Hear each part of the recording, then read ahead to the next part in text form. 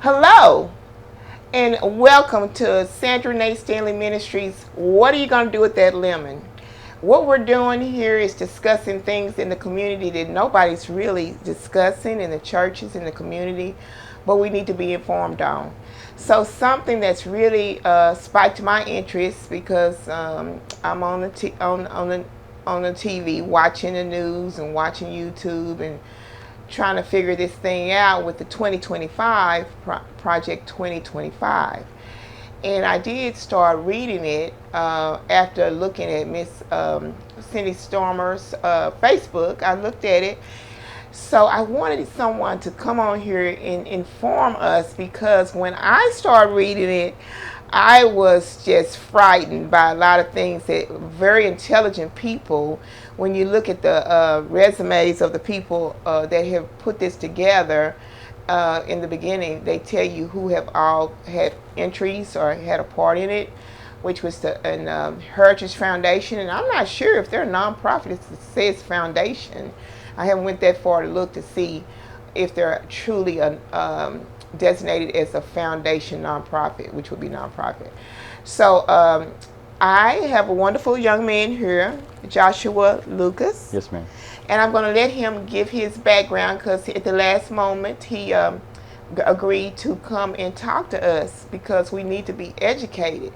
And so the lemon is Project 2025. So I want you to tell us about Project 2025. Thank you so much for having me. It's kind of an honor and a privilege to be here and to talk about this. This is an extreme time in our country's history, and I think we do need to be having these conversations.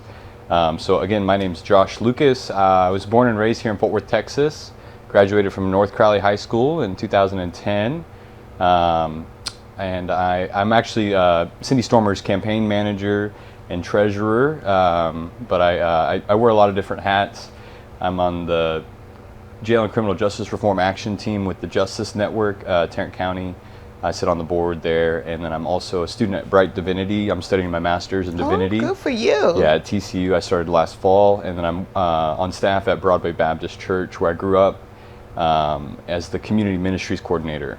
And my responsibilities have to do with some of the ministries we provide throughout the week, as well as our Thursday night dinner. We have agape meal, and right now we're doing Room at the Inn, where during the hottest 2 months of the year and the coldest 2 months of the year, we allow some of our unhoused neighbors to stay the night with us one night out of the week. Oh, wonderful. So, do y'all have like a shelter there, or we have beds or cots? Yeah, what? we've got we've got some beds. Actually, we converted my first grade Sunday school room into kind of a dorm room with 10 beds for the guys. So is it cots? No, we've got beds. Real beds? Yeah, with box springs and mattresses. That's wonderful. And sheets and everything. That's wonderful. That we launder every week. So wow. yeah, it's kind of a nice respite for them to get out of the the elements during the hottest and coldest months of the year. Well, here at Opening Doors for Women, where I work, I see that we're getting more calls on people being homeless, which some of this stuff is going to affect the poor and underserved people. Yeah. And so for as the services they get and provide. So thank you for all y'all do. Thank you so much. Yeah, it's kind of my honor and privilege to be able to work at the church I grew up at. Yes. Yeah, that doesn't always happen. So you've asked, excuse me, you've asked me to talk about Project 2025. And look how thick it is. It's massive, and I have a confession to make. I haven't read this entire thing. It's 800 pages. 900. 900 pages. But really, what I'm going to talk to you guys about today is sort of the intention behind this, and sort of the GOP's concerted effort to what I'm calling have a hostile takeover of our government. And when I say hostile takeover, I don't mean like an armed coup, right? It's sort of a term in corporate world that they talk about whenever, I'm trying to think of like a historical example. Twitter was bought by Elon Musk. I don't know if that's necessarily a hostile takeover, but it was a strategy for him. Yeah, it was a strategy for him. I think he may have lost money on the deal. I think one example is like Men's Warehouse, where they booted the founder out and they gutted all the money and extracted it and gave themselves raises. So this term hostile takeover is used whenever there's not really a mutuality at play.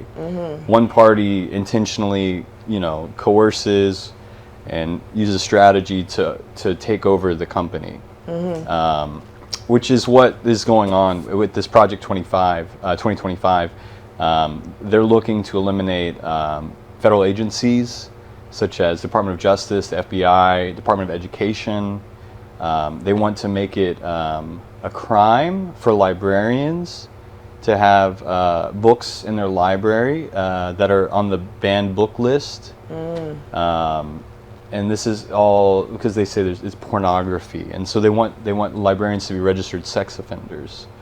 If they're they're employees. They're not in control of the books, and so they're strategically banning books, and if you don't comply, they're going to criminalize you. And so that's a major theme of this project. Is well, what bothers me is the one about slavery books related to slavery. Yeah, they want to ban those too. They're doing away. They're trying to erase our history, eliminate, the aspect of the racial indifference within our society. They want us to be colorblind, so to speak, simultaneously as they criminalize people for speaking to our history and sort of the trauma, the intergenerational trauma that hasn't been addressed, that is sort of unconsciously reenacting itself out. And so this is all part of the playbook of this hostile takeover of our government. If you look at the recent Supreme Court decisions that gives presidential immunity acting within his position, if you look at the Supreme Court case that takes the interpretation of the experts away and gives it back to elected officials, these are on issues having to do with global warming, sort of environmental stuff. How is a politician going to know something that some sort of engineer they need some kind of expertise on? Yes. Right? How are they going to be able to interpret these kind of? So they're taking the power away from these federal agencies like the Department of Justice, Homeland Security, FBI, education, and they're trying to put it back into the hands of our politicians, which are, a lot of these people are, the Southern Poverty Law Center has deemed the Heritage Foundation as an anti-government sort of hate group. And there's a lot of these smaller, so this is on the national level, but if you look more locally, there's organizations like the Lone Star Project that was here in Fort Worth last week that had their 15th anniversary. Were they at the Botanical Gardens? They were at the Botanical Gardens. Because there was a lot of... There was a counter-protest. Yeah. Yeah, and so we've got the Lone Star Project. There's these constitutional sheriffs, which is all part of this county supremacist movement. And so what this does is it sets the stage for these county governments to come in with their supersessionist ideology, which is really linked within white supremacy and white Christian nationalism with the Republican Party, to come in and do what they will with the people. They're criminalizing homelessness. They're making it illegal to sleep outside. That's the other most recent Supreme Court decision. As well as they're trying to take education away in Texas with the voucher bill and move it into these Christian schools. And they're taking over the school boards to remove education, aspects of our history. They call critical race theory, which is really just our history. And so it's a whole concerted effort for sort of this takeover of our government, a hostile takeover, while they're trying to make us more impoverished and criminalizing that. I had a thought about I encourage you to read this for yourself, because I think a lot of times people people don't even look at the regular TV anymore, news. Oh yeah, you're right. We grew up watching the news. Did your parents? Yeah. I know you're like had my age, but Yeah. we grew up. Mama had us watching the news, but some of the news is just crazy too, because some of that is just not the right stuff that they're saying. Right. Yeah. Well, and it hasn't gotten a lot of news, and so on social media, you'll see people posting on it regularly. I mean, Cindy's been posting on it regularly, talking about how they're going to take away benefits from veterans with disabilities. Now, how do they regulate when they say about the Muslims, banning Muslims from coming in? I saw that. Well, in they want to do well, like whenever Trump was in office, he made it illegal for different countries in the Muslim sector of the world to come over to the United States. Yeah, it's a very xenophobic ideology that's within this. They want to do mass deportations. Yes. How do you even do that? Well, they reminds you of Japan, right? What is it actually going to be like? Yeah.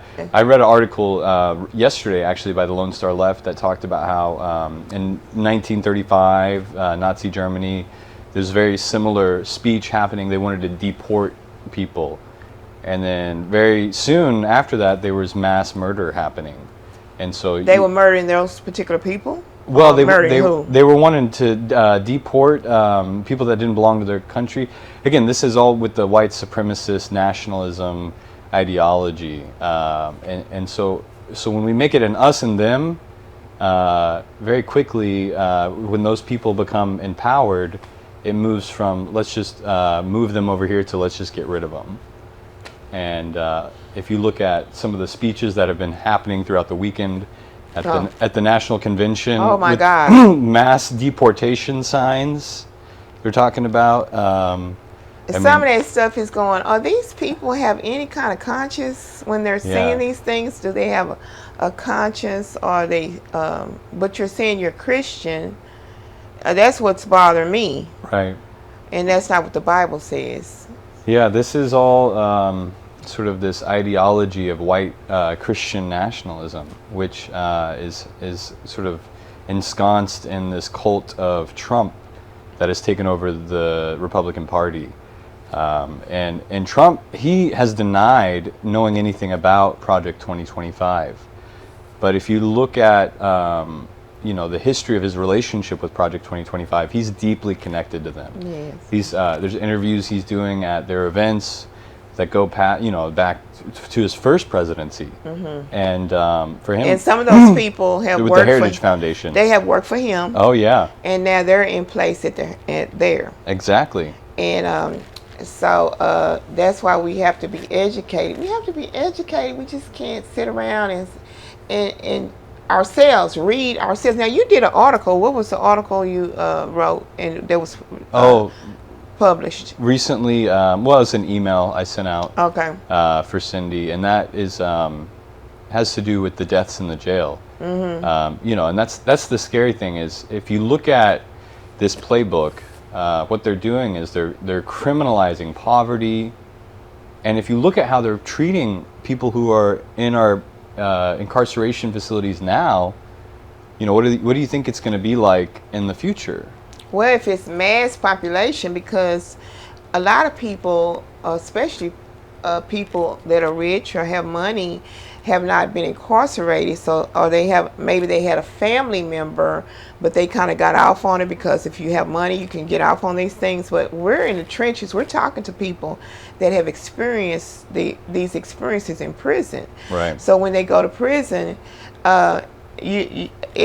prison is a business.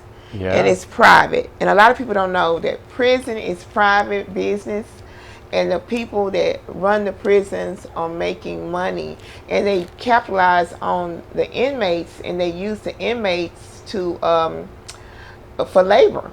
And so a lot of times they're working in the fields, or they have other businesses that they have developed while they're there to use the inmates for labor. So it's like free labor. Right. So we have to understand that. So when the people are in prison, and even like tablets, they have the tablets. One of my volunteers works, he sets the tablets up for the inmates and for the employees.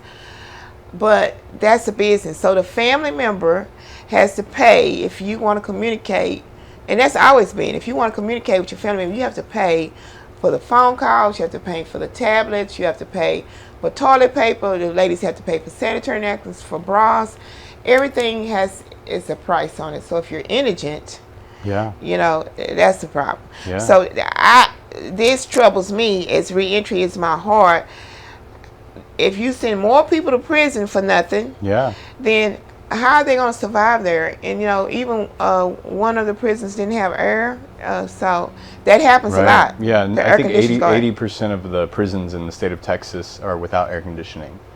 And actually, the same statistic is true. 80% of our prisons in Texas are on former slave plantations. So you speak to this idea of free labor.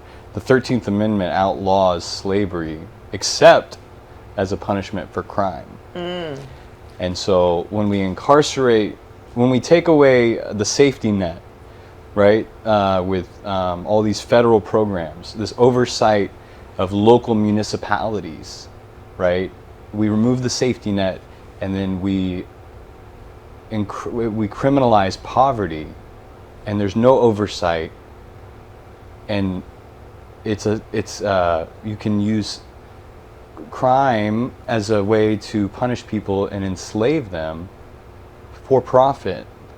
I mean, And also this is a recipe. This is a recipe. a strategy. I'm calling it a strategy. Yeah, this is intentional, right? Yeah. Yeah, this is an intentional strategy. It's all part of this hostile takeover of the United States government, which is it's terrifying, really. When I started reading this, because Cindy posted it, and she had a link, which made it really easy for me to look at, because I'm nosy like that. I want to know what's going on. I want to be informed. So I hit the link, and I started reading it, and I'm going, is this real? Is this really real? And so, but people aren't really talking about it on the news. Right. But when you go over to YouTube, some of the bloggers and some of the people that have podcasts, they're discussing it. But I just feel like we just laying down. We just laying down and let them. We've got to vote. Yeah, and that's another thing. So that's our next session on voting. Why some people had just given up and saying they're not going to vote. Yeah, well, that's a mistake. And that's scary to me. If you look at this most recent vice president that Trump has brought on, his wife. What's his name? J.D. Vance. Vance. Yeah, his wife was a clerk in the Supreme Court office of two of the judges. And it's just a circle. It's a circle. And so when you look at all of this Federalist Society, these groups that are all aligned with corporations, and this Heritage Foundation, True Texas Project, these constitutional sheriffs, they're all the same people.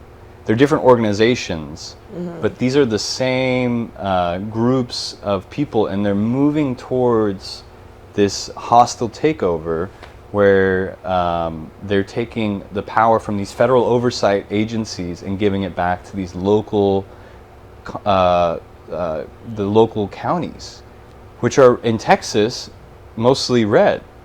We have small pockets of large urban areas that are blue, but by vast majority, our counties are red, and all of the counties are run by these this idea of the constitutional sheriff organization is that the county has authority more so than the national federal organizations, that they have the most authority over their local area, and they teach them to interpret the Constitution that way to reinforce this ideology.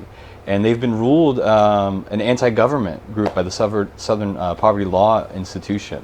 And so this is this whole concerted effort to take power away from people, give it to corporations and these local anti-government groups that are bound up in this white supremacist ideology.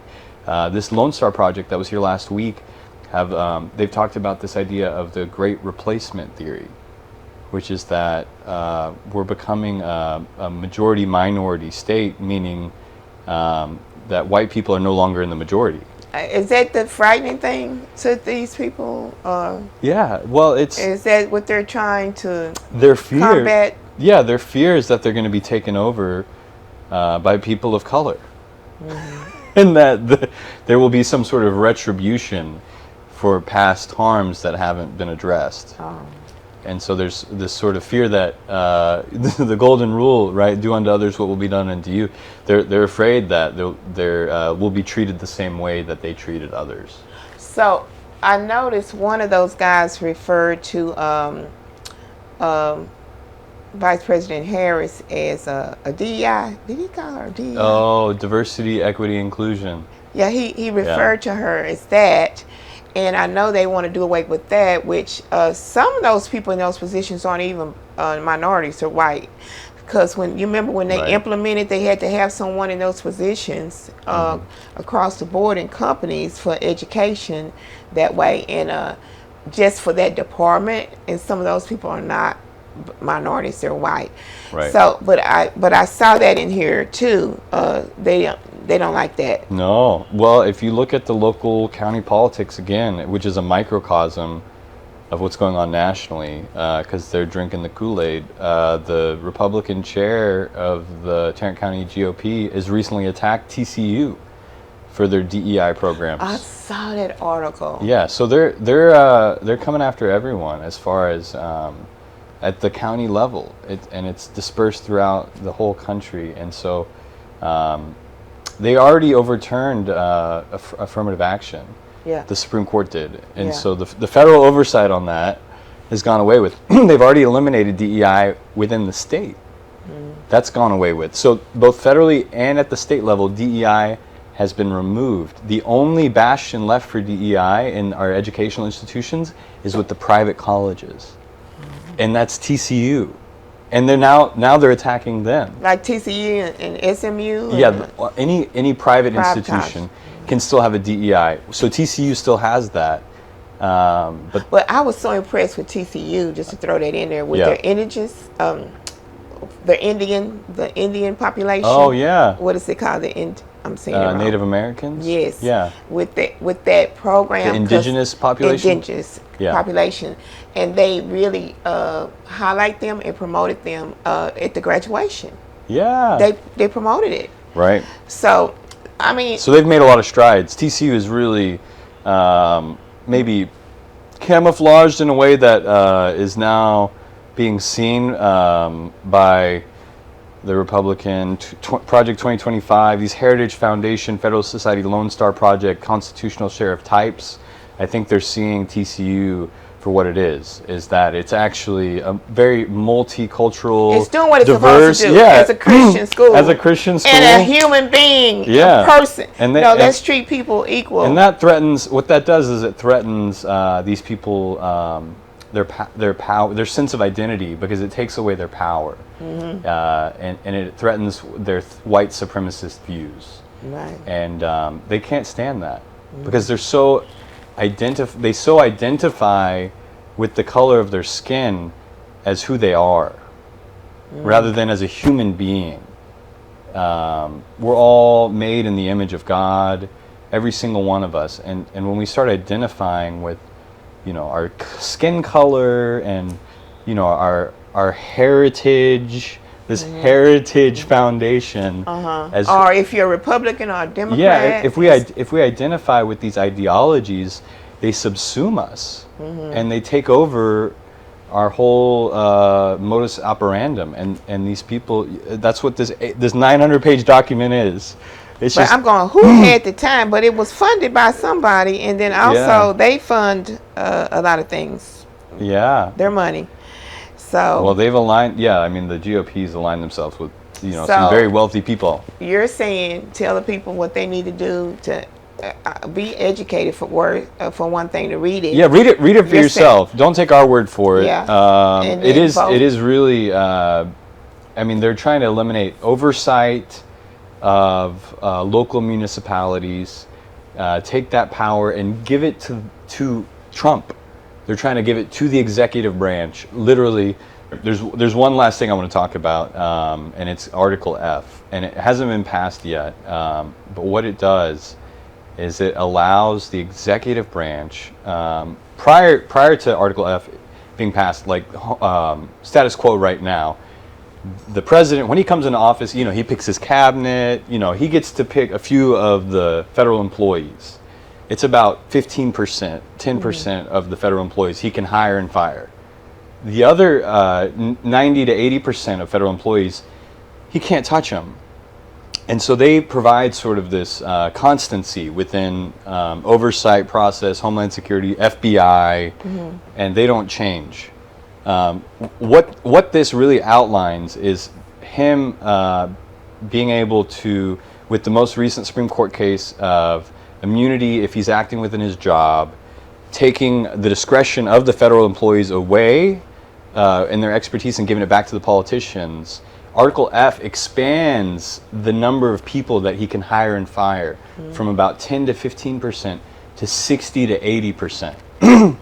And so what their strategy here to do is to do away with the departments that really Trump has a vendetta with the FBI and the DOJ, the people that have been investigating him, right, in Mar-a-Lago. Yeah, and so he wants to eliminate those departments, and then he wants to fill all of the rest of these jobs with his loyalists, people who aren't experts, people who aren't qualified, who don't have the history of working in these fields.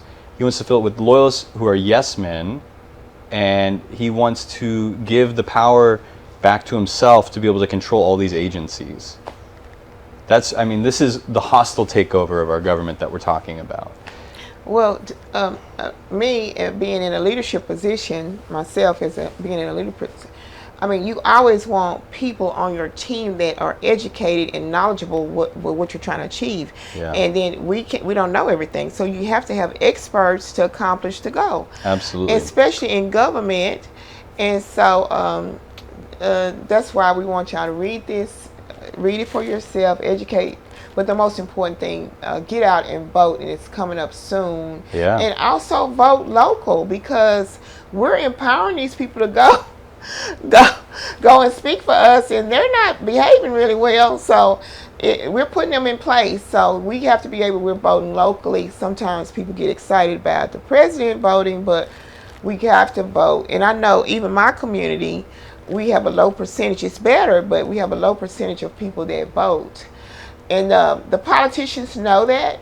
So when you go and complain about something down to City Hall, they know if you vote. They know if you vote. So you need to make sure you want people to take you serious. So if you're not someone that's going to be voting, that they might need your vote or want your vote when they come out once a year or whenever it's voting time to try to get your vote, then that's why it's important.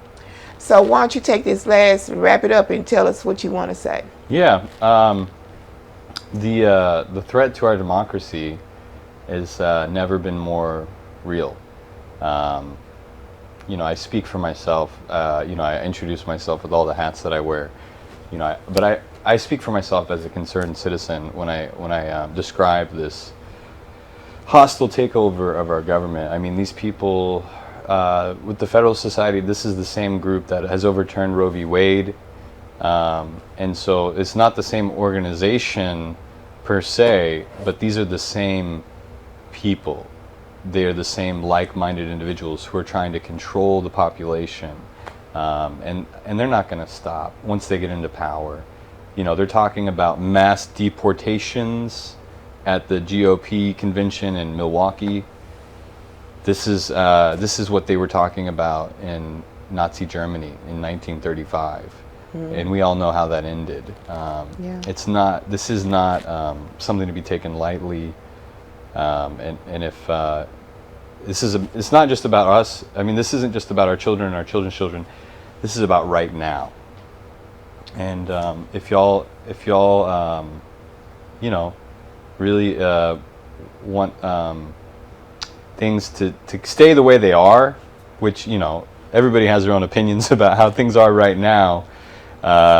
They could get a lot worse. Well, I think I think they've been doing pretty good taking care of business, but it's not.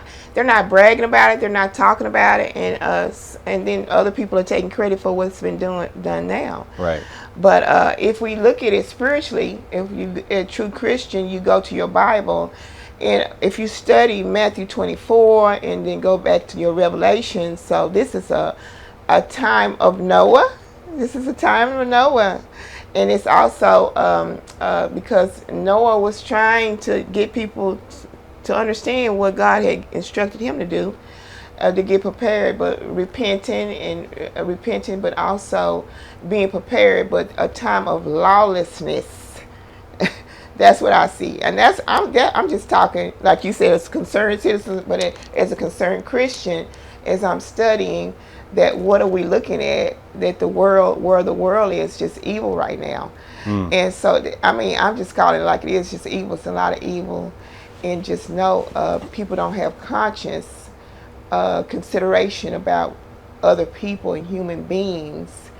So there's a quote I want to read from Bonhoeffer, if that's okay. Sure. Yeah. So Bonhoeffer, he, if just briefly, he was from Germany, and he came to America to study at the Union Theological Seminary in New York, which is a part of, connected to Riverside. If you know anything about Riverside in New York City, this is where T.S. Eliot, Paul Tillich taught there, Reinhold Niebuhr taught there, and hung out, with T.S. Eliot, all these kinds of, great minds. And so Bonhoeffer was there, and he felt guilty because this is when Hitler was taking over Germany. Mm-hmm.